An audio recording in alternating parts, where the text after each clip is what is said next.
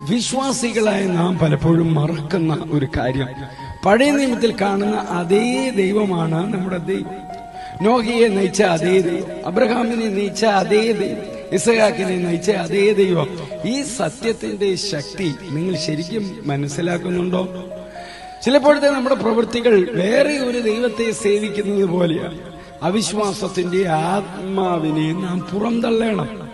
ഇന്ന് തന്നെ എബ്രായർ 11 അധ്യായം വായിക്കുക.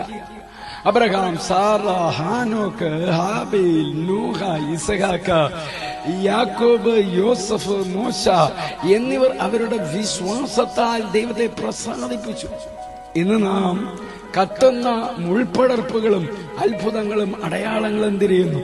ദൈവം അടയാളങ്ങളും അത്ഭുതങ്ങളും നൽകുകയില്ലെന്ന് ഞാൻ പറയുന്നതായി ചിന്തിക്കരുത്. കാരണം കർത്താവ് അന്നും ഇന്നും അത് ചെയ്യുന്നു. എന്നിരുന്നാലും നീതിമാൻ വിശ്വാസത്താൽ ജീവിക്കണം.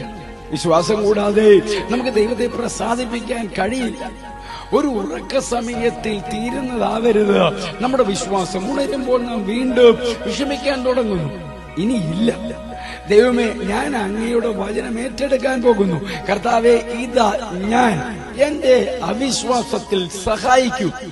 ദൈവം നിങ്ങളിൽ കുറവില്ലാത്ത വിശ്വാസം പകരാൻ ആഗ്രഹിക്കുന്നു. നിങ്ങളുടെ വിശ്വാസം കൂടുതൽ വലുതാക്കുന്ന സാഹചര്യങ്ങളാണ് ജീവിത തകർച്ചകൾ. ഇത് ദൈവത്തെ നന്നായി കണ്ടെത്താവുന്ന സമയമാണ്. അതാണ് യോബിന്റെ ജീവിതത്തിൽ സംഭവിച്ചത്. ക്രിസ്തുയേശുവിലൂടെ ഒരു നല്ല ദിവസം ആശംസിക്കുന്നു.